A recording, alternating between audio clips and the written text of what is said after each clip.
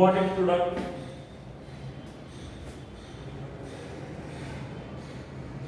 My name is Umar Eshaq. My subject biology.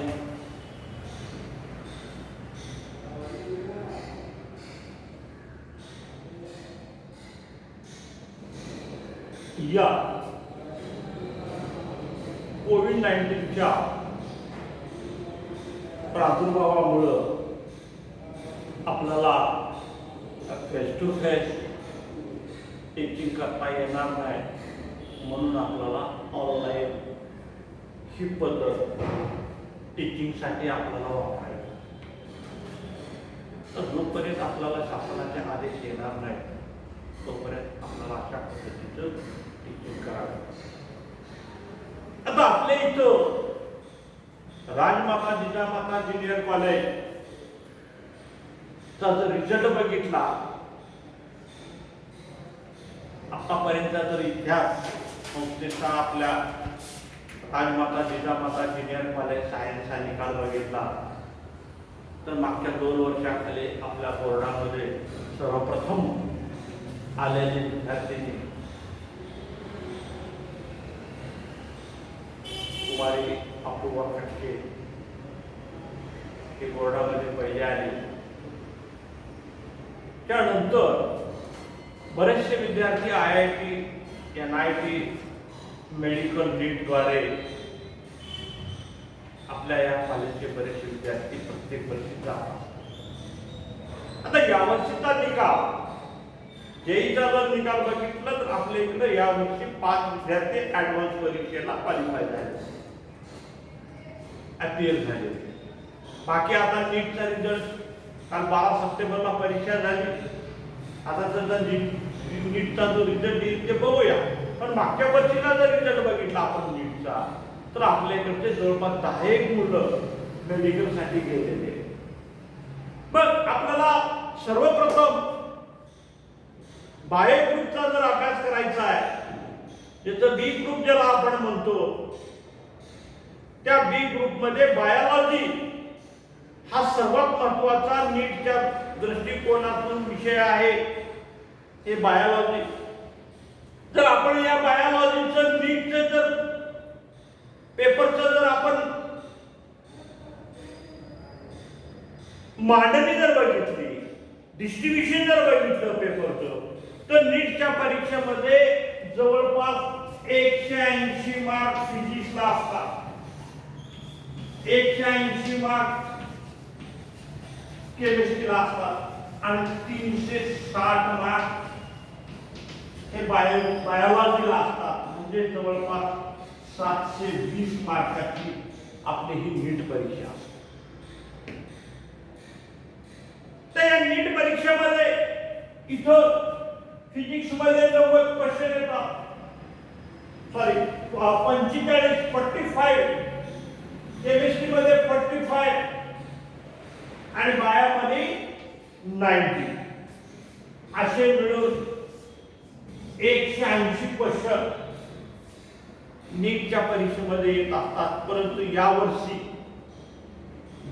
नीटच्या परीक्षेमध्ये थोडा changes केलेला आहे. 180 ऐवजी 200 क्वेश्चन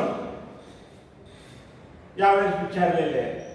आणि हे 200 क्वेश्चन मध्ये प्रत्येक 180 90 45 ऐवजी 50 क्वेश्चन विचारले. त्याचं कारण आहे की ते 5 क्वेश्चन ऑर मध्ये आहेत, कंपल्सरी नाही आहेत, 5 क्वेश्चन ऑर मध्ये आहेत. अशा पद्धतीने नीटचा पॅटर्न राहतो. आता तशाच पद्धतीमध्ये आपल्याला बायोलॉजीचा बोर्डाचा पॅटर्न बघायचा आहे. बोर्डाच्या पॅटर्न मध्ये बायोलॉजी मध्ये 100 मार्क बायोलॉजीचे असतात.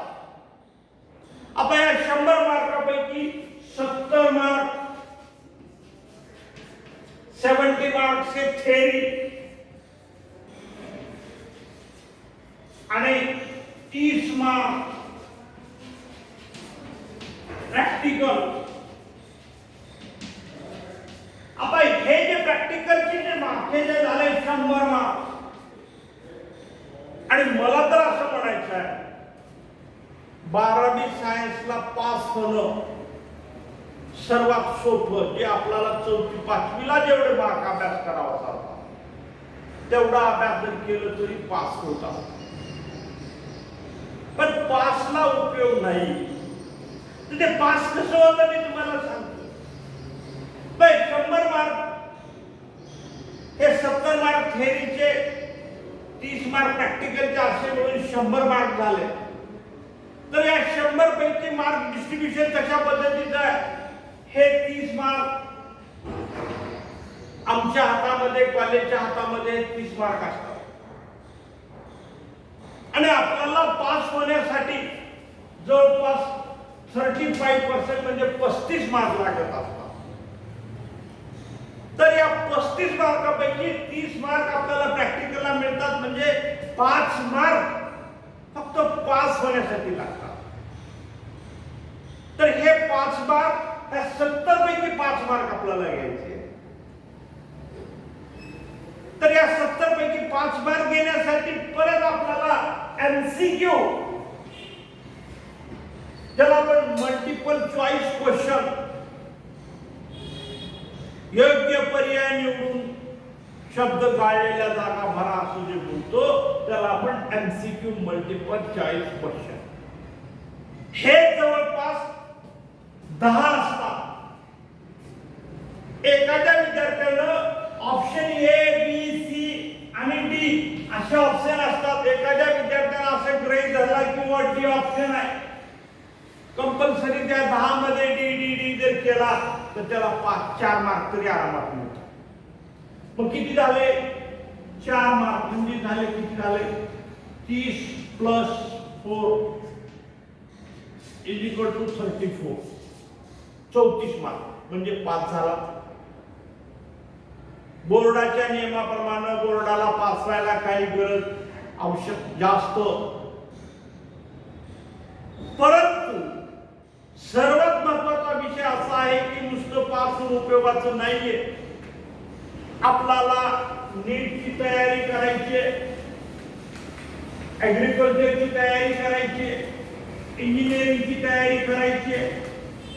तर मग हे तयारी करत असताना आपल्याला एक महाराष्ट्र शासनाचा किंवा भारत सरकारचा एक रूल आहे की प्रत्येक विषयामध्ये 50% मार्क्स आवश्यक आहे.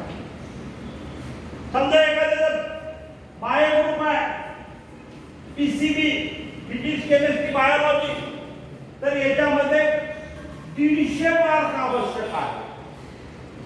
मिनिमम क्वालिफाय होण्यासाठी मिनिमम 150 मार्क 150 मार्क घेतलं तरच आपल्याला पुढच्या सगळ्या भविष्यामध्ये ज्या स्पर्धा परीक्षा असतात त्या स्पर्धा परीक्षेला आपल्याला अपियर होता येतं, प्रवेशाला पात्र होतं. अन्यथा होत नाही. मग आपण आज म्हणजे आपण काय बघितलं 35 मार्क आपल्याला मिळाले. 35 35 आणि 35 हे फिजिक्स हे केमिस्ट्री आणि हे बायो किती झाले 105.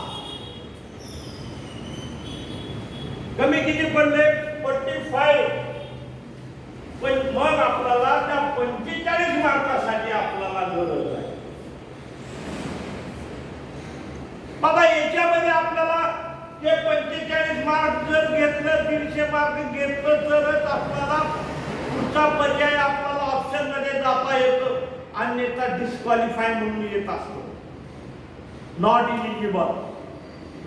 मग तुम्हाला नीट मध्ये 720 पैकी 600 जरी मार्क पडले तरी उपयोगाचं नाही. इकडं आपल्याला या पीसीबी मध्ये कमीत कमी 150 मार्क पाहिजे. मग अशा पद्धतीमध्ये आपल्याला पहिल्यांदा बोर्डाची तयारी करावी लागते. आपल्याला मिनिमम एका विषयामध्ये 50 मार्क आणि हे 50 मार्क घ्यायची जबाबदारी तयार करून घ्यायची जबाबदारी आम्ही घेतो. आमच्या इथं आता वैयक्तिक जर बघितलं तर आम्ही फक्त बोर्डाचं प्रिपरेशन करतो, बोर्डाचे पिरियड घेतो, नीटचे पिरियड नाही. नीट साठी वेगळे क्लासेस असतात. नीट साठी सिलेबस हाच आहे, सिलेबस हाच आहे, परंतु डिटेल मध्ये आहे. आपल्याकडे बोर्ड पॅटर्न प्रमाणे बोर्डाचा सिलेबस वेगळा, बोर्डाच्या सिलेबस मध्ये एवढं डिटेल्स नाही जेवढं नीट मध्ये आहे. म्हणून आपण पहिल्यांदा बोर्डाची तयारी करावी लागते 150 मार्काची. मग या 150 पैकी तुम्हाला आज रोजी 90 मार्क मिळालेले. ज्या दिवशी 11वी सायन्सला राजमाता जिजामाता मध्ये प्रवेश मिळाला त्या दिवशी प्रॅक्टिकलचे फिजिक्स केमिस्ट्री बायोलॉजी मध्ये 90 मार्क तुम्हाला मिळाले. घ्यायचे तुम्हाला 60 मार्क, हे 90 प्रॅक्टिकलचे आले. थेअरी मध्ये तुम्हाला 60 घ्यायचे म्हणजे 150 झाले. तर ह्या 60 मार्कासाठी आपल्याला तयारी करावी लागते. आणि मग हे तयारी झाल्यानंतर मग आपल्याला बाकीच्या परीक्षेची तयारी करावी लागते. हे अशा पद्धतीमध्ये सायन्सचं आपल्या बी ग्रुपचं. आता बी ग्रुपद्वारे जाता येतं कुठं कुठं, बी ग्रुप मध्ये जाता येतं. अनेक कोर्सेस आहेत, तुमच्या मार्क प्रमाणे तुम्हाला त्या कोर्सेसला प्रवेश मिळतो. आणि सायन्सला प्रवेश हा म्हणजे आताच्या सध्याच्या या काळामध्ये सर्वात उत्तम प्रवेश. सगळे बेरोजगार राहते, पण सायन्सचा हुशार विद्यार्थी कधीच बेरोजगार राहणार नाही. आणि पास व्हायला सुद्धा सायन्स एवढं कुठलं सोपं नाही. सायन्स मध्ये बोर्डाचा एक नियम आहे. आमच्या बायोलॉजी भाषेमध्ये, बायोलॉजीच्या विषयामध्ये 1.5 मार्क म्हणजे 1.5 मार्क म्हणजे 1 पॉइंट जर लिहिला, एका ओळीचा 1 पॉइंट जर लिहिला तर त्याला अर्धा मार्क मिळतो. अर्धा 1 पॉइंट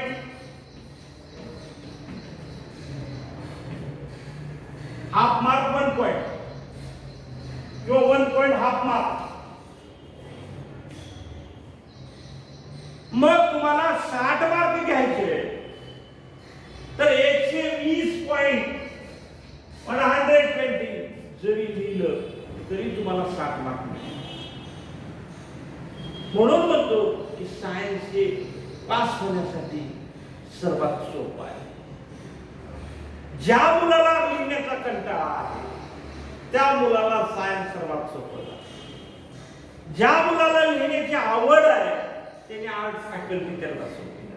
आपल्याकडे सायन्सला लिहिण्याबाबत शुद्ध लेखनाबद्दल काही नाहीये. तुम्ही कसंही द्या मिनिंग तेच येतात. आपल्याकडे स्वच्छ अक्षर सुंदर अक्षर त्याला मार्क नाहीये. आपल्याकडे पॉइंटला मार्क आहे.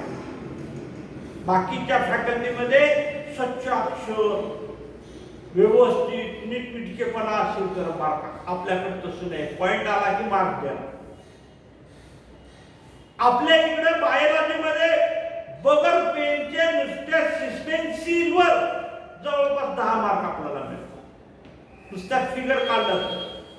आता हा सगळा भाग आपल्याला या बायो ग्रुपच्या माध्यमातून आपण बघत आहोत. तर आपल्याला जो विषय आहे, जो माझा विषय आहे, तो माझा विषय म्हणजे बायोलॉजी. आता बायोलॉजी म्हणजे काय? बायोलॉजी म्हणजे काय? जीवशास्त्र. आता जीवशास्त्र म्हणजे काय? तर जीवशास्त्र म्हणजे ज्या विषयामध्ये सजीवाचा अभ्यास केला जातो त्याला जीवशास्त्र म्हणतात. आता सजीव आणि निर्जीव आपण बघितलेला आहे. आता सजीव काय? आपण म्हणतो ज्याला बोलता येतं, वाचता येतं, लिहिता येतं, हिंडता येतं, फिरता येतं, ते सगळे सजीव. बाकी सगळे निर्जीव. फॉर एक्झाम्पल आता मी सांगतोय तुम्हाला, हा बोर्ड आहे, हा बोर्ड निर्जीव आहे. मग अशा पद्धतीमध्ये ज्या वस्तू जशा आहेत तशा राहतात त्याला निर्जीव म्हणतात. ज्याची वाढ होते, ज्याचा विकास होतो त्याला आपण सजीव म्हणायचं. जे हालचाल करतात त्याला सजीव म्हणायचे. आता याच्यामध्ये आपल्याला वनस्पतीचं बी आपण जेव्हा जमिनीमध्ये लावतो, शोईंग करतो, तेव्हा ते झाड छोट छोट छोट होत होत होत मोठं असं भडं मोठं ते सजीव झालं. प्राणी असते, प्राणी हे सगळे सजीवामध्ये येतात. मग हे सगळे सजीवामध्ये आले म्हणजे या बायोलॉजीमध्ये आले. आता या सजीवामध्ये दोन प्रकार. एक आहे, मी आता तुम्हाला म्हणलं,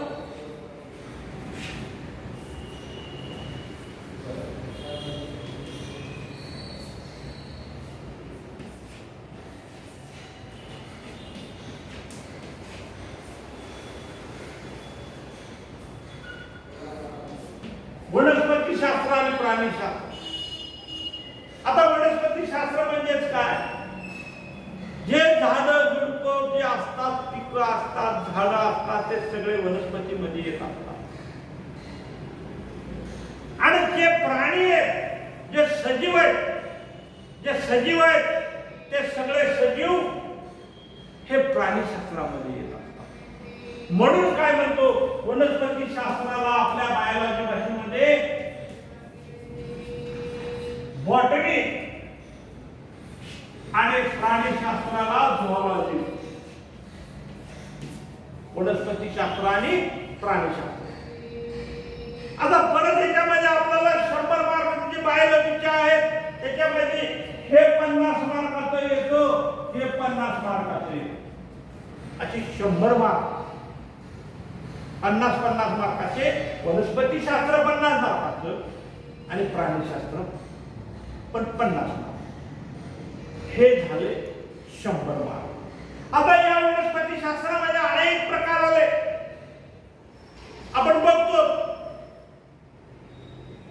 काय फुलं येणार आहेत, काय फळं येणार आहेत, काय बी येणार आहेत, अशा वेगवेगळ्या प्रकारच्या. काही वनस्पतीला फुलं येत नाही, काही वनस्पतीला फळं येत नाही, काही वनस्पतीला बीज येत नाही. अशा वेगवेगळ्या प्रकारच्या वनस्पती. जशा पद्धतीमध्ये प्राण्यामध्ये सुद्धा तसाच प्रकार. आपण एक जनरली आपण बघितलं शाळेत असताना प्राण्याचे प्रकार 3 बघितलं. जलचर, उभयचर आणि भूचर. जलचर म्हणजे पाण्यात राहणारे, उभयचर म्हणजे दोन्हीकडे राहणारे, जलचर आणि भूचर म्हणजे जमिनीवर राहणारे. हे जसे प्रकार प्राण्याचे आहेत तशा पद्धतीमध्ये वनस्पतीचे सुद्धा फूल येणाऱ्या, फळ येणाऱ्या, बी येणाऱ्या अशा वेगवेगळ्या प्रकारच्या वनस्पती. तशा पद्धतीमध्ये हे प्राणी सुद्धा वेगवेगळ्या प्रकारचे प्राणी. मग आपल्याला या ठिकाणी जेव्हा आपल्याला अभ्यास करायचा आहे प्राण्याचा असेल किंवा वनस्पतीचा असेल, मग त्या वनस्पतीचा अभ्यास करत असताना त्याची लाईफ सायकल आपण बघत असतो, त्याचं वर्गीकरण करत असतो. प्राण्यामध्ये सुद्धा त्याची लाईफ सायकल बघत असतो. तो किती दिवस राहतो, कसा जन्मतो, कशी वाढ होते, हे सगळं प्राण्याचं बघत असतो. मग अशा या सजीव असलेल्या शास्त्रामध्ये ज्याचा अभ्यास केला जातो त्याला आपण बायोलॉजी म्हणतो. हे इथपर्यंत झालं. बाकीचा पिरियड आपण उद्या